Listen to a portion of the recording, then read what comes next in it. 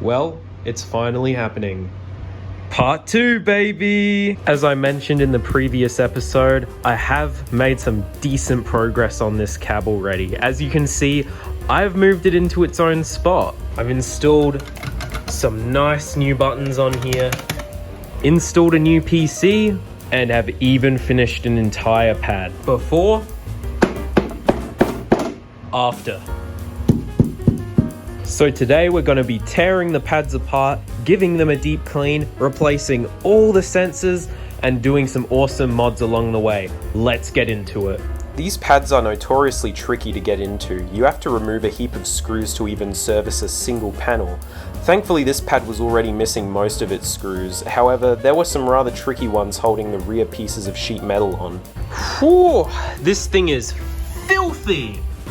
Would you look at that pad gunk? So yeah, what we're gonna do now is remove all of the sensors and give this a really good vacuum. My vacuum cleaner was ill-equipped for the sheer level of grime inside this pad, but alas, its sucking power just barely sufficed and we got most of the grime out without issue. Good as new. Now all of these metal and acrylic parts we can just hit with the garden hose.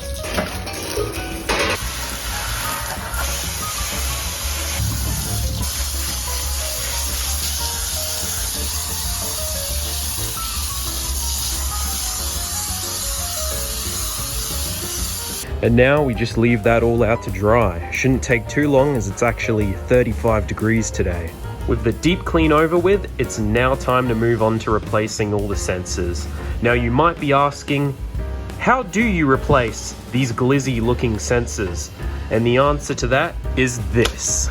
These are known as Easy 2 Dancer sensors. You can get them from China for a very reasonable price. I have designed and 3D printed 2-piece brackets. It's as simple as sensor in the bracket in the pad, and then connect the... Wait, how do we connect the sensor to the pad? Now this is where the tedious part of this process comes in.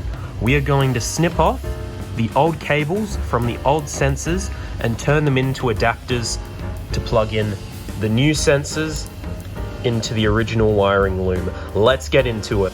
And boy, tedious part it was. I was at this for close to an hour, just soldering header connectors onto wires, again and again. It's sensoring time.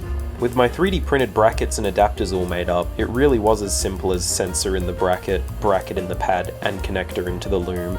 You may notice the pop sticks and mounting tape though. I'm actually using these to raise the bracket and therefore the panel to my preferred height.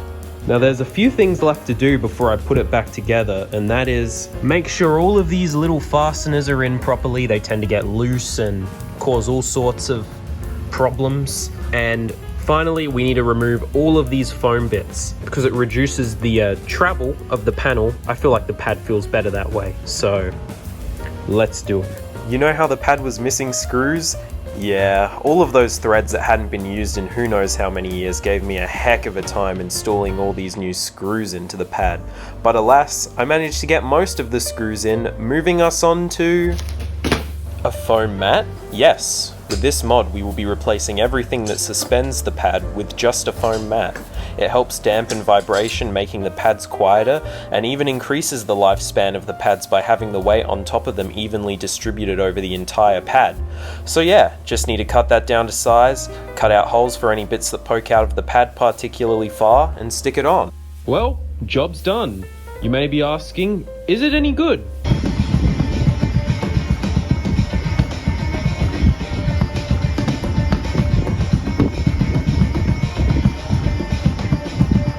Some people may call that perfectly serviceable, but I call that, honestly, the best pad I've ever played on. Like, it's better than any public cab I've ever played on.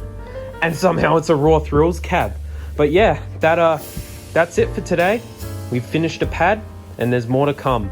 If you're interested in those 3D printed brackets I made, I've included a link to them in the description. And yeah, stay tuned. And if you're feeling a little frisky, maybe even leave a like or a comment maybe.